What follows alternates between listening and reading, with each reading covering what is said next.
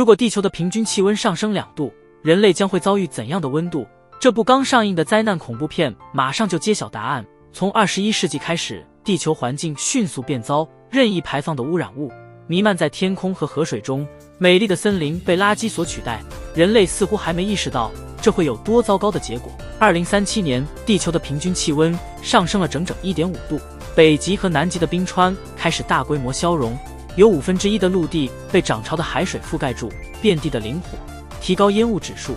现在大家都在关注它了，但他们却没注意到，每天都有物种在消失。原本湛蓝的地球早就变得一片荒凉的土黄颜色。直到今天，联合国气候峰会在以色列按计划进行，一个女的用全息图表达，做了一场激情四溢的演讲。多久没见过那种超蓝的天空了？2015年，全球科学家发出警告，如果地球的平均温度升高了2度，女子希望在大楼里的谈判中呼吁联合国的代表们，这番演讲对人类的未来有很大影响，呼吁官方采取有力措施遏制。根本没有时间考虑未来的解决方法，因为眼前的难题太紧迫了，已经够让他们烦恼的了。连续多年的持续高温几乎不停，出现各种干旱程度，亿万居民都无法获得清洁的饮用水，更何况还需要灌溉来种植粮食了，只能去别国躲避了。很快就会有人站出来反对。我们的土地和资源有限，无法承接如此多的难民。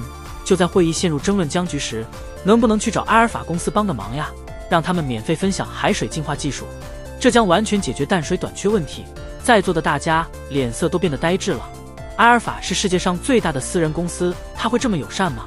突然传来大厅外的吵闹声，一个戴面具的男人硬闯进来，大喊着说阿尔法是地球的罪人。而现在阿尔法的执行总裁是比尔顿先生，在大泳池里爽歪歪。房间里传来悦耳的女声，她说免费捐赠海水净化技术将会导致超过27亿欧元的损失。比尔顿对此一点也不在乎，反而有个疯狂点子，他想在北极建一个超级豪华的赌场。由于全球温度的持续上升，比尔顿的律师走进了房间，他觉得在北极建赌场非常困难，由于那里的开采权归属于联合国，没有某一方可以决定。比尔顿没说话，他说了好多年的森林大火，稀有金属价格飙升，而这些是制造电池所必需的物品。原来他并不打算造赌场，但是被北极冰川下的丰富矿藏吸引住了。联合国峰会的会场外面，很多人正在疯狂抗议。今天是会议的最后一天议程，大家都想要一份有效应对环境问题的方法，担心资本家们是否会调高平均气温的安全标准。阿尔法公司的比尔顿现在这样，已经到了会议大楼的门口。法律顾问高兴地告诉比尔顿，大家都支持我们的提案了，用北极开采权交换取得纯净水专利，当然还有其他好处。就在这个时候，一脸戏谑的男人挡着车队，毫不犹豫地自焚了。他打算用这种方法唤醒一些人的良心，可惜最后没啥变化。第二天一早，比尔顿充满活力地站在舞台上讲演，他会免费分享海水净化技术给有需求的国家，这将完全解决水资源短缺的问题。此外 Alpha 公司也将参与进来。特拉维夫协议控制全球气温上升不会超过 2.3 摄氏度以上，一部分人热情鼓掌，另外一部分人暗中咒骂，这是峰会组织做出的妥协结果。上限从之前的2度增加到了 2.3 度，当然要放弃北极圈的开采权，对他们来说就是小菜一碟的事情。比尔顿很快决定了开赌场的事情，并且把之前的开发阶段委托给了一个地产商，叫做麦克。这个人看起来就是只追求利益的主，立即打电话开始筹备勘探工作。他的助理很快地制定了施工计划，但最后却劝止了他，开始在北极圈进行施工了，加快海平面上升的速度，可能会招来一大堆人的骂声。然而麦克无所谓，他认为海平面上升是好事，他们将得到许多海滨建筑的翻修合同。他很可能已经挂了，肯定会在金冠内微笑。他们马上登上了私人飞机，打算去北极实地考察。麦克还在幻想着有没有北极熊可以捕猎，他女朋友也在帮忙，未来或许会有赌场。助理的回答让两人非常失望，北极熊离开好几年了，现在只剩下海象了。如今北极的冰川越来越少了，海面到处都是浮冰的碎片，游客不必穿得那么厚暖，尽情的漫游。可麦克很快察觉到问题，原本计划的施工区域居然有好多稀有金属矿石散落着。麦克顿时意识到必须把这里的矿石全部挖走，赌场一定没法建好。比尔顿真是害死人。就在他想着下一步该怎么办的时候，一只小海豹探出了脑袋，麦克急忙比划双手，突然听到后面有声音，海狮妈妈露出了自己的身体，麦克当场就挂了。幸好除了这些贪婪的老板，还有整天叫嚷的群众，拯救快要毁灭的世界。北美一个野生森林里，贝卡已怀孕8个月，现正和同事飞快地奔跑。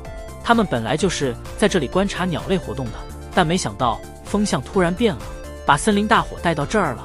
幸亏手机的定位功能好，两人被幸运地救了，是被一架直升机救了。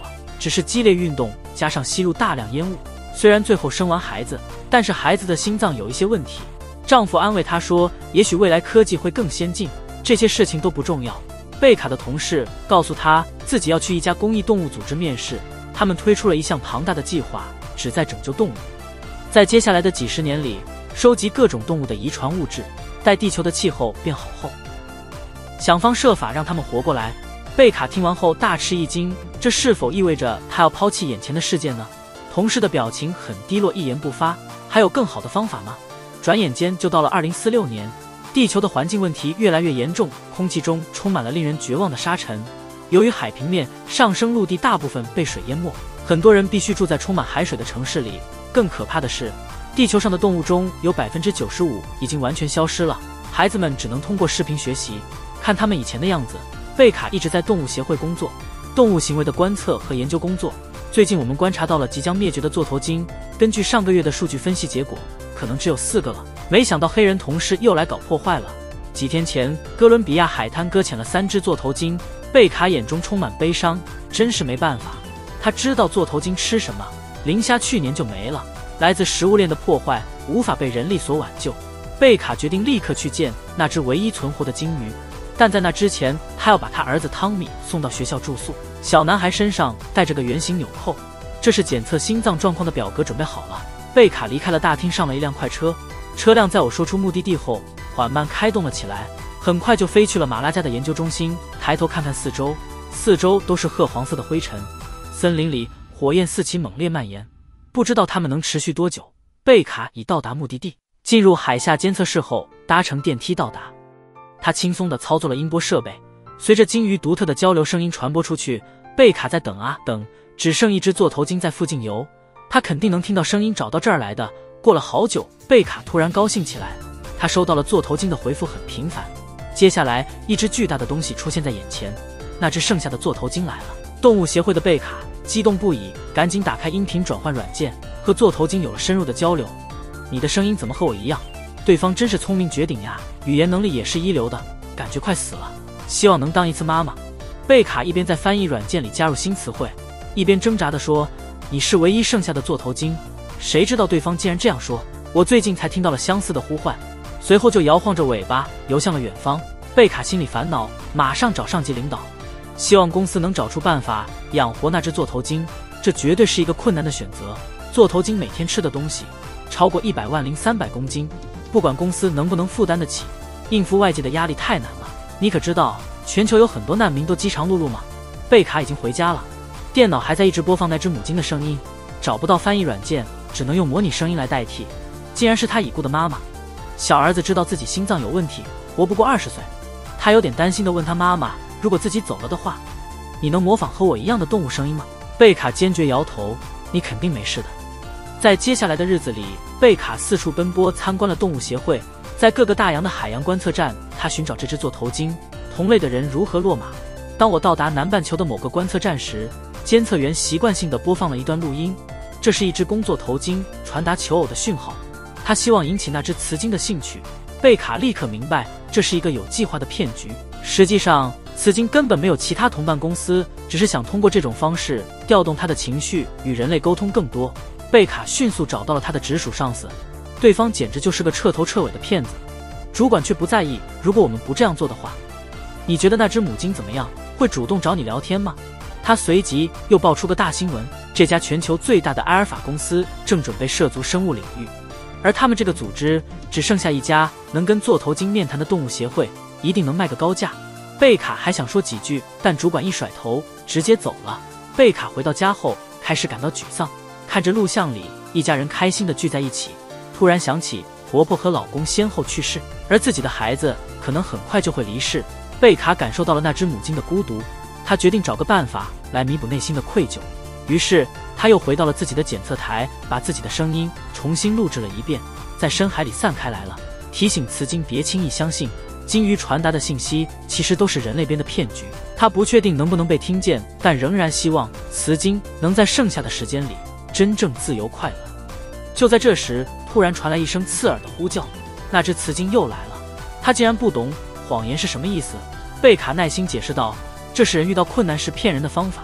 座头鲸说自己快要死了，你说过鲸鱼死了就代表重新开始生活，还回曾经得到的一切，或许在很遥远的未来，座头鲸的数量有望重新增长。这头雌鲸思考了一下，最后问道，下次会有什么变化呢？贝卡和鲸鱼的聊天很快就传到了主管那，然后他所有的权限被取消了，他被分配了另一个任务，我们要去阿兹拉看看濒危的野狼。贝卡不得不整理房间，准备带着孩子搬到新的工作地方。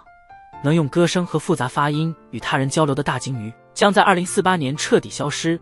这个族群曾经有超过 12.5 万只。照例，贝卡给孩子买了一个鲸鱼布偶，而在房间的一角还有各种已经绝迹的动物玩偶展示着。但是他们没有立即出发，但是坐私人快艇来到一个深海的地方，贝卡放下一个声波发射器，随即带着孩子跳海。伴随着一定频率的传播，座头鲸最后跃出海面。贝卡向他告别，让孩子再看一眼，恐怕以后看不到座头鲸的真实面貌了。时间来到2047年的迈阿密，这个沿海城市最关注的就是海水的涨潮，比起10年前，附近海域的水位上升了整整38厘米。不久之后，这个城市将完全改变。尽管建了防水大坝，海啸仍毫不留情地将周边淹没，一些街区常常被水淹没。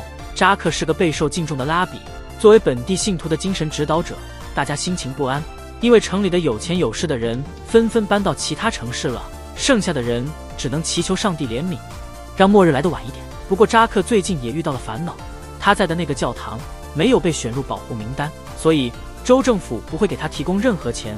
为了应对海平面上升带来的问题解决方案，排除教堂内的积水需要花费相当可观的费用，更不用说帮助那些成千上万的难民了。他希望向附近的有钱人要一些捐款，不料却遭遇了无休止的推诿和扯皮。终于有好消息了，著名地产商巴特上门找我了。他说他有一个女儿叫菲娜，快要成年了，真心希望扎克能够担任我们的引路人。后者一开始不在意，和菲娜聊了几次后可以，很快觉得不对。这个女孩并不同意那些自称救世主的人说的话，她觉得人类自私贪婪，所以才这样，导致了现在灾难频繁发生的，恰恰是这个原因。更惊人的是，菲娜很讨厌她商人爸爸，对方一直在收购城市里的重要地区，让很多人无家可回，暗中骗取他们的财产。老爸特别无语，他希望扎克能全力支持女儿改变这个看法。作为回报，他能与上级官员沟通，重新审定教堂的保护地位，这让扎克陷入了困境。为了救教堂，继续保护那些百姓，他只能和巴特合作，试着收买那些负责的人。进展顺利。几天后，扎克宣布，我们的教堂已经被列入保护名单，它将始终存在在这里，成为大家的心灵港湾。但是菲娜觉得这件事有些不对劲，怎么上面突然变了主意呢？她立刻回家，因为扎克没有回应，让智能管家查找扎克的公开讲话。看到10年前他在以色列做了一次演讲，菲娜的脸色变得非常难看。转眼间已过去1周，菲娜祖父的丧礼上，他严肃地责问扎克，难道是上天在试图吸引我们的注意吗？扎克摇头表示不赞同，他赞同对方的想法，其实都是人类造成的，但为了和巴特达成交易，他之前和菲娜聊过，把一切的问题都怪罪于上帝。现在他觉得不知道该如何面对菲娜，居然要把巴特带走调查了涉嫌贿赂官员的原因。扎克惊呆了，教堂的事被曝光了。突然听到天气预报的广播声，即将到来的周末将迎来今年内的第41场风暴，预计最大风速将达到241公里小时，请大家注意防护措施。这天还是菲娜成年的日子呢，他爸爸为了保释就来了，没想到菲娜一点变化都没有，依旧摆出厌世的样子。他不理解为什么世界上的灾难都是一小部分人引起的，为什么要惩罚所有人类？上帝真正的意图是什么？也许就是把地球擦亮一下，重新出发。最后菲娜直接承认了，父亲巴特的错就是我打电话举报的。扎克听后马上走过去制止，谁知道菲娜却大叫起来，你也不怎么样，你曾经在以色列当过拉比，一直强调要保护自己的追随者，瞬间就抛弃了他们，飞速来到迈阿密工作了。时间可以改变每个人，那个一直努力改变环境的扎克已经离开了，一场隆重的成人礼就这样结束了。晚上，迈阿密现在热闹非凡，今年最强烈的大风暴，连新建的堤坝都被大浪打破了，城市中的水位迅速上涨。扎克担心教堂里卷宗损毁最严重的，想把它移到个安全地方，可惜门口的路被淹了，他们只能等着救援了。突然听见直升机嗖嗖作响，扎克拼命喊救，但对方未停下，他只能带着文件夹去楼顶。两人在暴雨中默默相对，终于来了一架救援直升机。经历了这场灾难的磨难，扎卡所在的教堂完全毁了，即使有保护也没用，所有难民都挤在体育场里。我们开始一起生活了。此时菲娜又问了一次，如果上帝疼爱我们，看到大家这么难受，怎么不帮助一下呢？这次扎克改变了他一贯的说话方式，菲娜对他的答案感到很满意，主动加入帮忙了。36年后，地球的平均气温居然上升了惊人的 2.2 度，这个变化令人震惊。南北极冰川完全融化了，超过 90% 的陆地沦为海洋，全球人口急剧减少，只剩下不到20亿。各国政府不得不全力限制导致二氧化碳排放的工业活动。科学家提出了一个大规模改造地球的计划，人工干预方式改变地球的气候，来减轻高温对我们的影响。经过专家和商界领袖的共同讨论后，觉得这样做可能会有意想不到的结果，于是决定一直停下来地球工程，严禁任何行为人工控制天气的行为。科学教授罗杰看起来非常激动，因为这个规定正是他给最大的领导人提出的。但是他儿子皮特却满脸怒气，直接抬头转身离开了。接下来的几个月里，罗杰再也没见到儿子了，打了10几个电话都没人接。显然皮特是全力支持地球工程的，他觉得只有硬性干预天气，如何应对全球变暖问题。而罗杰的禁令直接阻止了皮特的想法。老爸心里感叹了一声，回忆起了皮特上学的时光。我交了一个关于很久以前的火山爆发的科学作业，将火山灰运送到离地面16公里高的平流层，1万颗微小的粒子尘埃，太阳的光线被反射了，导致当年的平均气温下降了 0.5 度。谈到了自己妈妈，他也同感，这是缓解气温上升的一种方法。罗杰瞄了一眼新婚妻子证书，这孩子和他的妈妈长得像。然而他毫不知情，皮特却消失了一段时间，其实一直和妈妈有着亲密的关系，就是罗杰的前妻和他在一起。今天他们两人要迎来重要时刻，有很多投资界大佬一起参加。玛丽兴奋地出现在众人面前。公司成功研制出了能够完全实现碳中和的无人驾驶货机，它的制造和使用都能实现几乎无污染。皮特就是这个项目的首席数据专家。玛丽努力让投资人放心，她要亲自参与今天的试飞活动，上天飞行。而且无人机里装满了250吨最大负载的货物。在大家热烈鼓掌的声音中，玛丽驾驶了首次试飞的货机。皮特再次检查了一遍接口程序，确定一切正常，母子俩紧紧拥抱道别。半小时后，跑道上有10架无人货机，声音越来越大，接着就在大家期待的目光中徐徐飞向天际。此刻的玛丽坐在驾驶飞机上，想着别的事情，一点也没兴奋的样子。没过多久，罗杰在家睡觉的时候收到了同事发来的消息，看了看，就是玛丽前期发布会的视频。看到儿子皮特也在里面，罗杰松了口气，但他很快发现不对劲了。无人机可以自动飞行，玛丽为何还要亲自驾驶？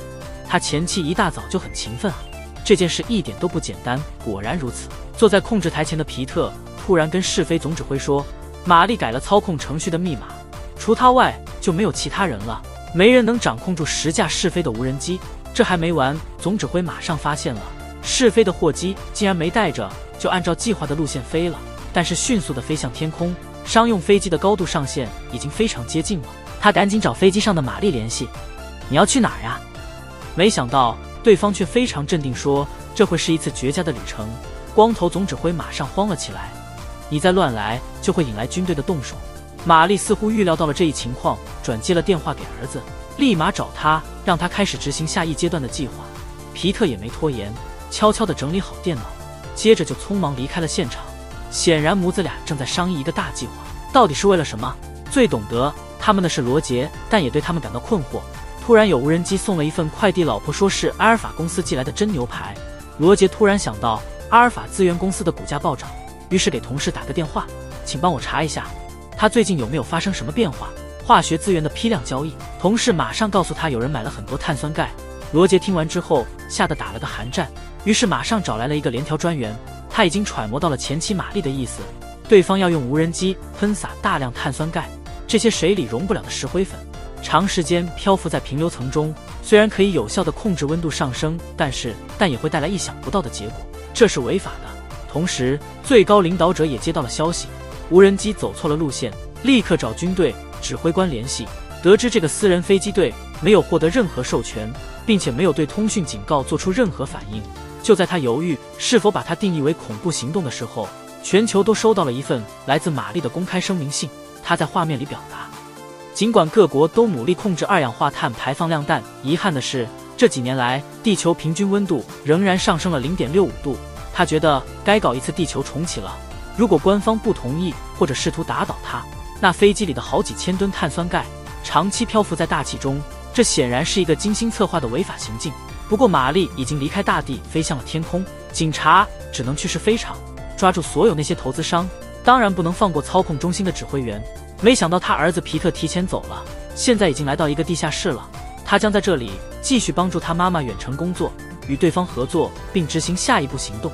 而另一边，总统的办公室里，很多牛人都在关注玛丽的10架无人机。有人问他要不要出门，所有碳酸钙会发生什么？罗杰马上回答说，这会改变降雨模式，庄稼受灾、水灾等自然灾害一定会发生的，也许还会发生一些意想不到的灾难。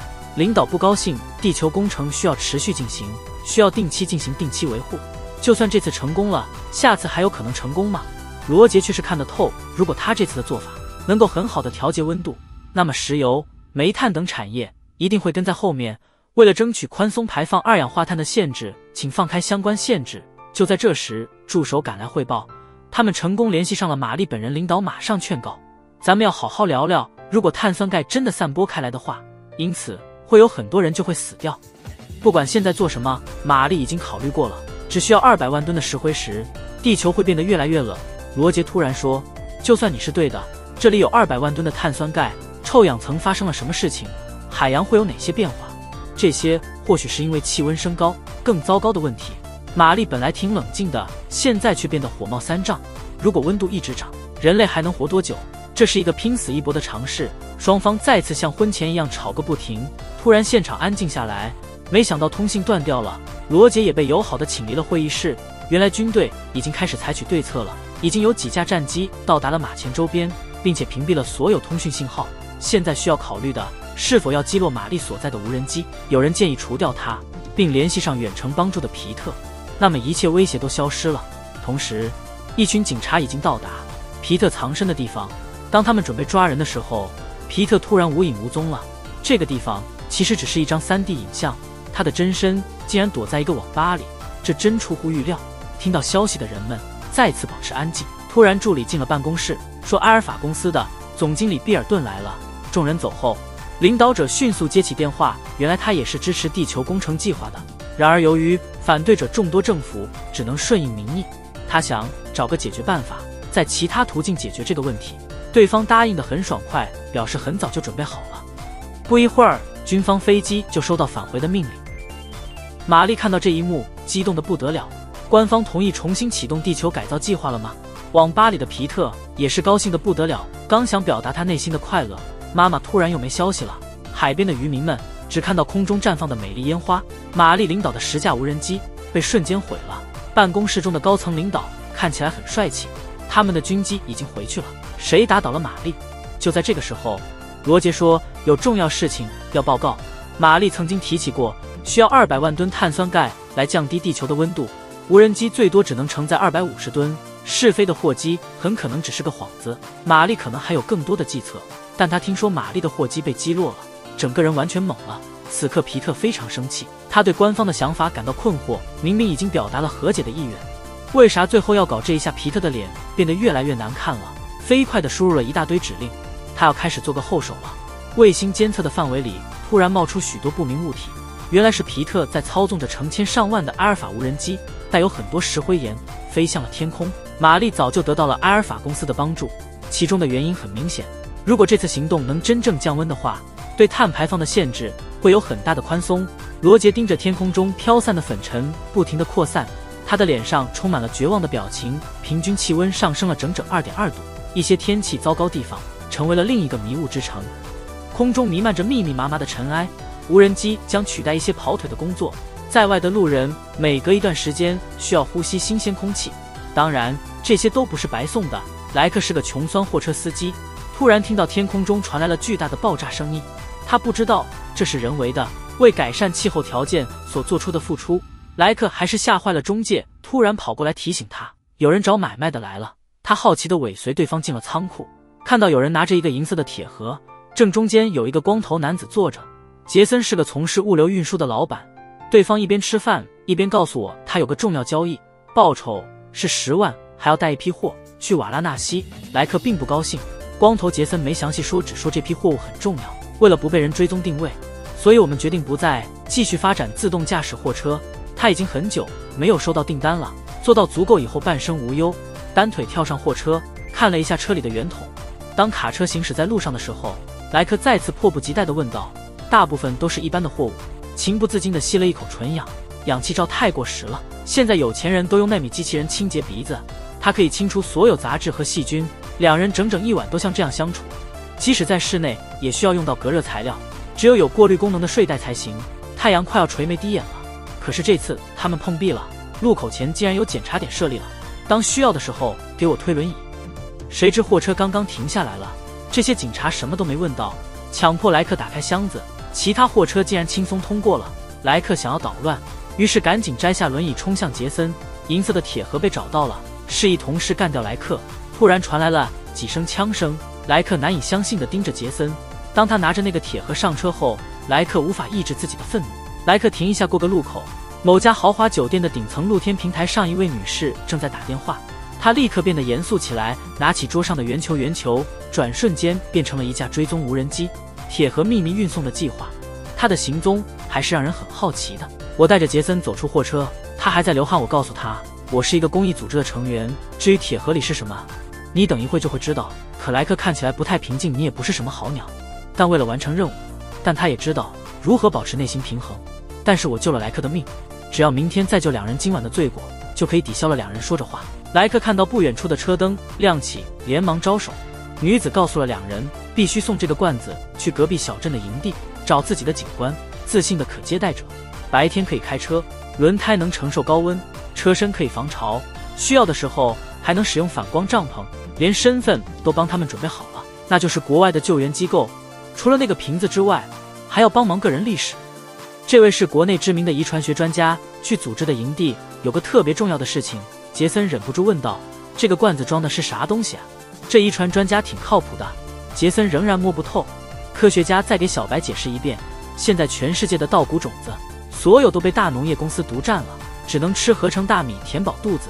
科学家的单位刚从北极的基因库取得，偷了这份种子。杰森不敢相信，用手机放大镜看，发现这些种子真的没有印记，农业公司的标志。这位遗传专家应该能让种子大量生产，至于之后会怎样处理它们，继续用水印来销售，还是免费给农民分发。由于他们国内已经整整1年没有降雨了，即使有种子也长不出来，但杰森还是有点坚持不放弃。那些被放出的碳酸钙能改变气候吗？科学家肯定是这么认为的。有人在沙漠土地上开发大项目，把它染黑，温度会上升。空中的碳酸钙也能改变地方气温。突然间，挡风玻璃被水果砸中，杰森非常生气，咒骂不停，拔枪威胁抢劫犯。户外湿球温度太高了，如果在这个环境里待很久的话，会被煮活成熟死。莱克立刻下车搭起帐篷，可是劫匪们迅速逃走了，只有一个虚弱的孩子躺在那里。杰森思考了很久，弥补错误要这样做。杰森在酷热的天气中飞速滑行，走到小男孩旁边时，迅速把他塞进自己的睡袋里。可是杰森错过了逃跑的机会。车里的莱克非常焦虑，终于等到湿球温度了，恢复到安全距离，他立刻向杰森跑去。莱克只能来到小男孩所在的村庄。男孩的父母突然冲出了地下室，莱克打算把杰森搬进室内进行治疗。一架无人机竟然漂浮在附近，杰森休养好了，情况慢慢好转。莱克要去车上拿点水，突然从空中传来了尖笑声，科学家就这样突然晕倒了。原本的埃尔法公司，幸好对方只是抢了种子，他突然拿出一把小刀，莱克损坏了车轮。杰森突然冲出来跑着，这女的明显有准备，刺耳的声音又开始了。杰森瞬间变得一团糟，被敌人击中了胸部。小男孩的妈妈突然冲了出来，雇佣兵愤怒地吼着让他离开。很遗憾被无人机射中了一下。谁料那个妈妈突然发飙了，狠狠地刺进雇佣兵的脖子一刀。莱克赶紧拿起手枪，看着对方倒在地上不动。可惜杰森因为失血过多就没命了。莱克生气的想要摧毁无人机，都没打中好几枪。那个孩子的弹弓真是太厉害了，把昏迷的科学家带到营地去。路过关卡时，国外救援团队的身份让他们逃过了检查。莱克顺利到达目的地，科学家给了一包种子作为礼物，认为这是全世界最贵重的东西。莱克完成任务了，默默地离开了。他又回到了杀害杰森的那个小村庄，坐在别人的轮椅上默默无言。小男孩突然冲了出来，大豆般大小的雨点迅速地坠落。莱克递给小男孩一包种子，告诉他这是我们的希望子。响起响亮的广播声，果然有些科学家猜对了，碳酸钙影响气候。麦克有个特别的工作，这就是 Closer， 通过查阅云盘中的回忆，扮演其他家庭成员的角色。这次的雇主是个单亲妈妈，麦克要冒充孩子的爸爸，尽量多陪伴一下。老板对他的表现非常满意，他能轻松地融入互动中。麦克有点得意地翻开了客户储存的记忆，他可是反复看了10几遍的。刚刚离开客户家的门口，麦克接了个电话，储存记忆的厂商告诉他，因为全球气温越来越高，麦克立马冲去营业厅投诉，今年已经涨价3次了，他得了夏季心脏病，记忆会逐渐变差，需要保存下来经常看，不会忘记重要的记忆。客服了解了麦克的病情情况以及经济情况，建议他删除一些无关紧要的回忆，这样可以保持整体费用在之前的水平。麦克重新面临选择，他毫不犹豫地抛弃了小时候与动物有关的回忆，甚至连外婆的记忆也没有保留。他只能放弃，删除了许多重要的回忆。麦克就这样被删了，觉得自己的生活越来越无聊了。刚刚回到家，他的邻居告诫他不要再浪费钱了。他认识一家外国的服务商，储存记忆的价格减半了。这种服务很遗憾无法保证安全。麦克一直在做重复无聊的工作，只要维持这些记忆，就需要支付高额存储费用。他每天最盼望的事情，看一下已故女友的回忆就行了。哈哈，回忆模式启动，一下子就到了第2天。麦克换上伪装，开始扮演新的角色。他总能演绎出完美角色扮演。年纪大的妈妈很想念孩子，当他提起喜欢薰衣草的味道时，美好回忆让人陶醉。麦克把这些记忆看作是最宝贵的财富，还去问了一下院长医生，夏天得的心脏病能治好吗？可对方的表情非常失望，目前还没找到预防记忆衰退的法子。看看云存储里的回忆，只是暂时减轻了症状。又是新的一天，麦克充当起了父亲的角色，去参加了孩子的家长会。老师说，孩子最近变得更开心了，多亏了爸爸陪伴。客户妈妈非常高兴，请麦克多陪我一会儿喝个酒吧。一边说一边伸出了娇嫩的小手。麦克吓了一跳，接着手表响起提醒他需要迎接下一个客户。当麦克改变打扮，和年迈的母亲见面，常去的饭店发现座位都空着呢。那个可怜的老人已经过世了。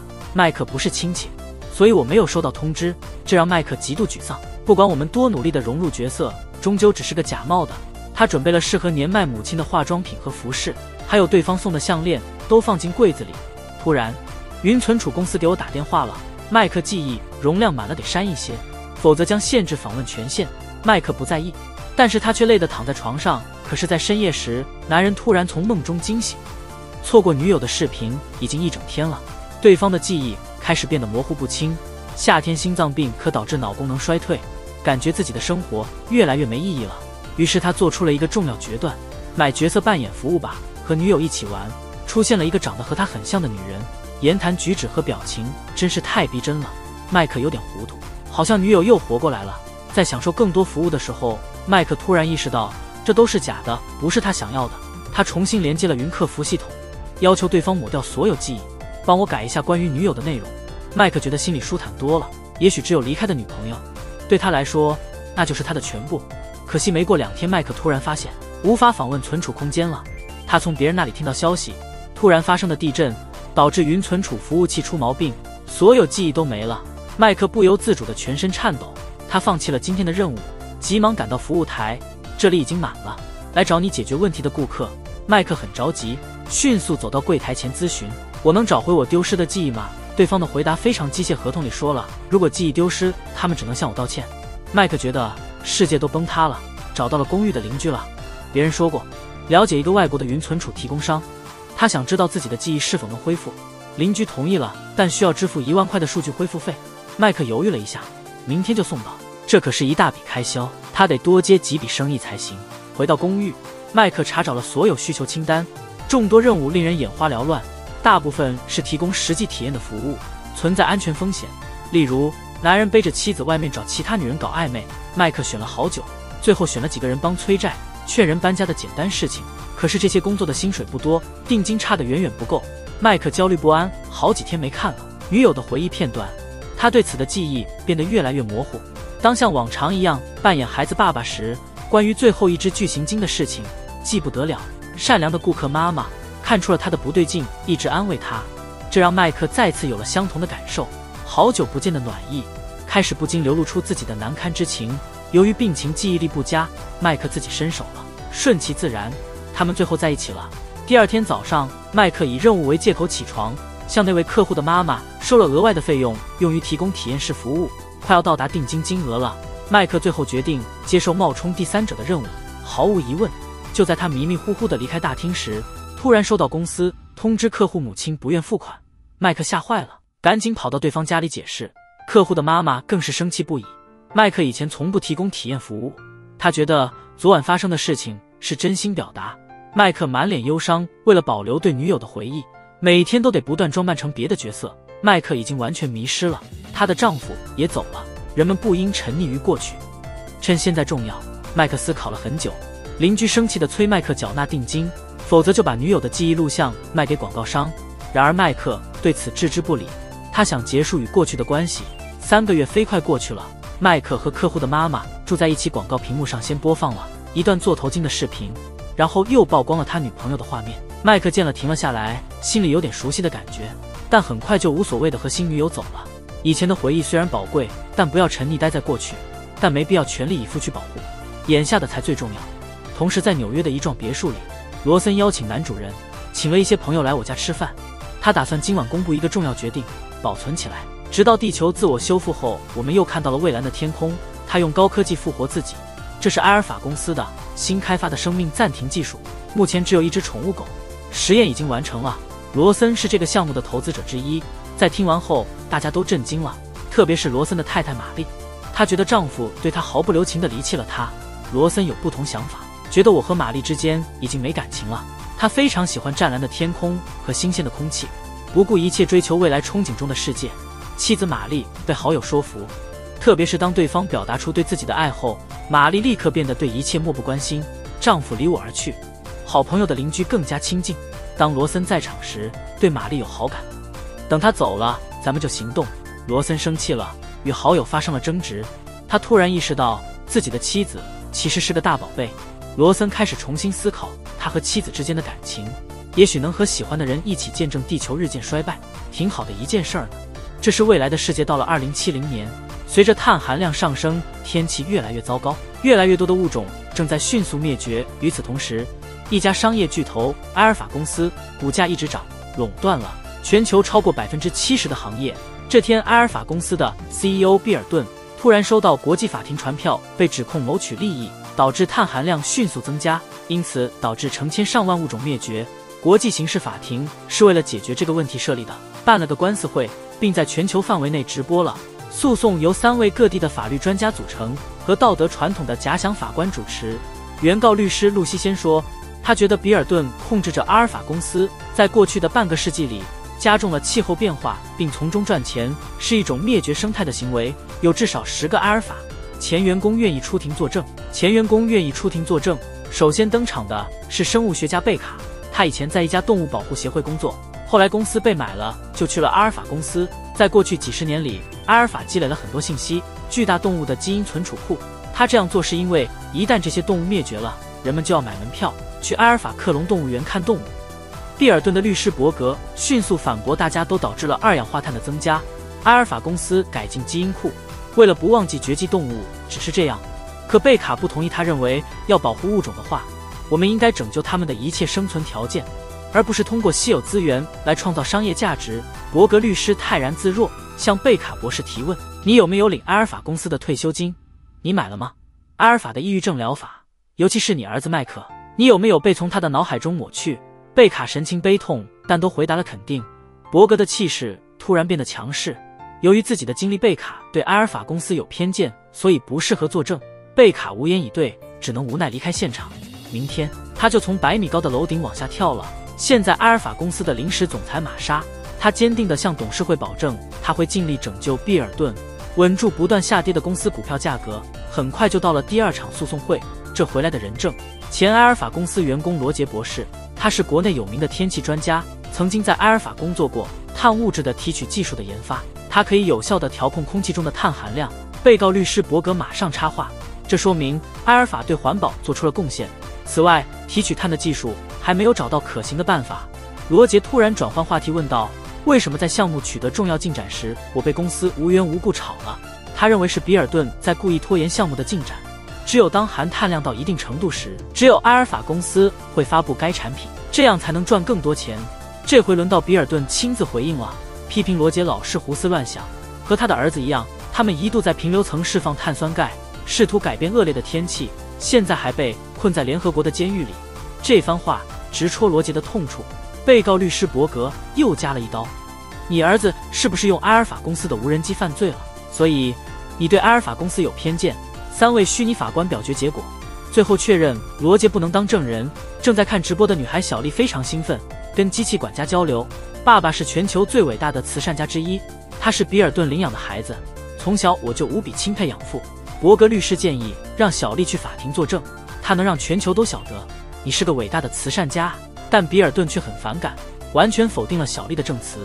而现在原告的律师露西又碰上了一个麻烦，剩下的证人开始怀疑自己的供词是否能够动摇比尔顿的信心。露西律师只能另找出路，让助手搜集罗杰博士被炒鱿鱼后的情况。埃尔法公司买下所有的知识产权，这真的很有效。当一个陌生人出现在法庭上时，比尔顿和律师都有点措手不及。投影的大姐在银行工作，几年前有位女企业家来银行贷款，因为她的公司正在研发碳减排设备，迫切需要钱来继续研发和申请专利。然而这位女企业家突然离奇去世了，她所拥有的除碳技术专利及其他技术专利被埃尔法公司拿下了49%，剩下51%的股权给了她女儿。小丽正在看直播，脸色突然变了，因为屏幕上的女老板，她确实是她的亲妈。而此时的比尔顿好像有些沉不住气了，律师伯格赶紧劝老板冷静，他提醒大家，这是和比尔顿的案子没有直接关系。比尔顿也强调，迄今为止从未成功研发出碳捕集设备。露西律师立刻追问你能不能将这项技术提交给法院审查。比尔顿立刻拒绝，这是埃尔法公司独有的专利权。这场官司又陷入僵局了。不过比尔顿已经察觉到了情况变得越来越糟糕了。伯格律师点了点头，现在只能从别的角度来弥补损失了。玛莎是埃尔法公司的代理总裁，那天下午举办了一个新闻发布会，他们已经成功研发出来了可以大规模生产的碳减排装置。从今天起，地球气候将有很大改善。有个高层领导在场提问，你们的目标是把碳浓度限制在一个合适的范围内。这问题让玛莎考虑了一下，她回忆起4年前当她还是比尔顿的助理时，他神秘地带她进了一间隐秘的房间，坐满了所有董事会成员，他们像在菜市场买菜一样。最后我们都同意碳浓度达到470万分之一。玛莎认为这个数值有点太高了，完全没有科学依据。2070年的时候，大气中的碳浓度达到了564 ppm，1980年前的碳含量350浓度。可比尔顿偷偷透露给他这个数能让公司赚最多的钱，但是这真是太激动人心了。埃尔法公司推出的碳减排设备，当晚就看到明显效果，所有人都涌到街上挥手庆祝，就像天空近在眼前一样蔚蓝。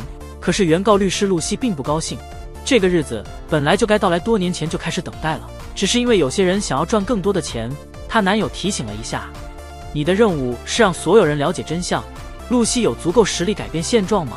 第2天就开庭了，比尔顿发表了一次演讲，全球人类导致的是碳浓度上升，他领导的埃尔法公司只是为了弥补我们对全人类所犯下的错误而已。一场深情款款的演讲，再加上超级成功的碳减排装置，在场的露西律师默不作声，毫不怀疑。3名虚拟大法官最后投票决定，宣布比尔顿无辜并释放他。除了原告律师露西之外，对于这个结果来说，比尔顿的养女小丽非常不喜欢这个事情。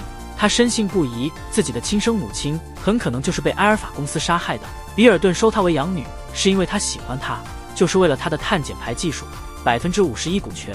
于是小丽主动联络了，原告律师露西没想到的是，比尔顿居然自己找到了他，直接提出一个交易。他有证据证明谁杀了露西丈夫，前提是露西不再指责自己。说完后就甩手不管一堆资料走开了。露西有点犹豫地打开了资料，摄像头拍到的场景，埃尔法公司的代理总裁玛莎正在命令两人必须让露西的丈夫离开。这个男人在当时很火，是个有影响力的歌手。